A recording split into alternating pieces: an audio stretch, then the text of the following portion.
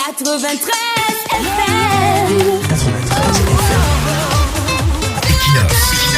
Radio.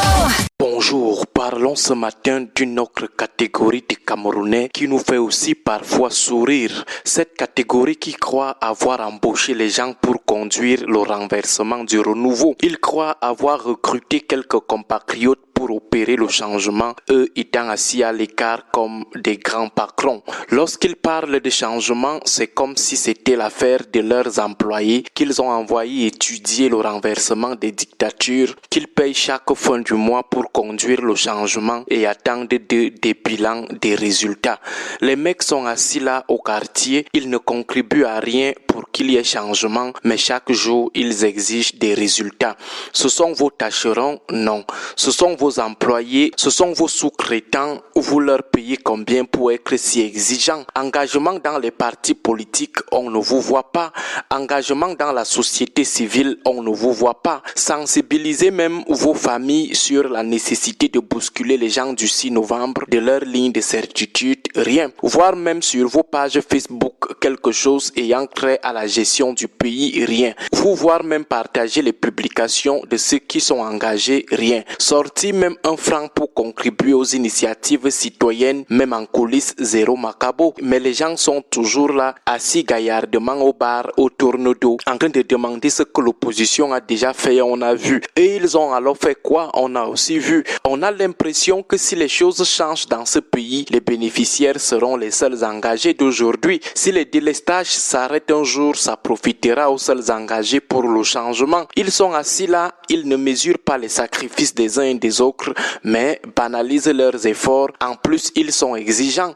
Ils attendent des résultats. Tel me déçoit, tel parti politique me déçoit. Tu as déjà fait quoi pour ce parti pour qu'il ne te déçoive plus? As-tu déjà donné même un franc un jour pour soutenir une action de ce parti? As-tu déjà fait ne serait-ce qu'une simple publication sur ta page Facebook pour encourager ce parti ou son leader? Jamais. Mais vous attendez de lui le résultat. Hier, nous avons participé à un webinaire sur le changement au Sénégal. En écoutant les copanélistes sénégalais, nous avions un peu honte de nos ambitions de changer, de bousculer les choses ici au Cameroun. En termes d'engagement devant les Sénégalais, nous ne sommes que des petits nullards. Au Sénégal, on a les professeurs d'université dans la rue. On les voit sur le terrain de la mobilisation pour le changement. Chez nous, lorsqu'ils font beaucoup, c'est bavarder dans les groupes WhatsApp ou sur les plateaux télé. Les gens veulent le changement étant assis chez eux. Ils veulent le changement sans vouloir participer,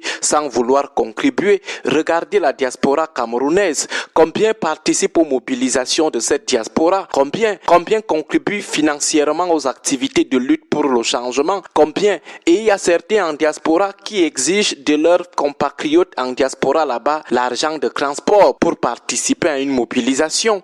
Mais les gens vous donnent des leçons de mobilisation. Ils vous trouvent mou, amorphes. Pourtant, ils sont eux-mêmes incapables de dénoncer le régime de Yaoundé sur leur page Facebook. Quitter Yaoundé pour arriver à Doumétan ou à Mindourou, ils ne savent pas ce que ça coûte. Mais ils vous disent non, il faut que les choses changent. Que ça change avec le bavardage sur les réseaux sociaux. Le Sénégal, ça a été la mobilisation des ressources humaines, logistiques et financières. L'opposition des salons de coiffure où les gens bavardent seulement comme ça lorsqu'on les coiffe. L'opposition des bars parce qu'on a bu du vin et on commence à parler aussi en vin. Ça ne peut pas passer avec l'ordre de 82.